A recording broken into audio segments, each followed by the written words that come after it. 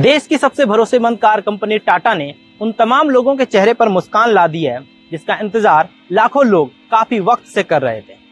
अब आप सोच रहे होंगे कि आखिर टाटा ने ऐसा क्या किया है, तो चलिए आपको ज्यादा सस्पेंस में ना रखते हुए बताता हूं कि आखिर टाटा ने ऐसा क्या कर दिया है जिससे देश के लाखों लोगों का सपना पूरा होने वाला है। दरअसल टाटा ने आज देश की सबसे सस्ती इलेक्ट्रॉनिक कार लॉन्च कर दी है। आ गई ना चेहरे पर मुस्कान। जी हाँ, टाटा ने आज अपनी लोकप्रिय हैचबैक टाटा टियागो का इलेक्ट्रॉनिक वेरिएंट लॉन्च कर दिया है, जिसकी शुरुआती कीमत 8.49 लाख रुपए है। इस गाड़ी को एक बार चार्ज करने पर 315 किलोमीटर की रेंज मिलेगी।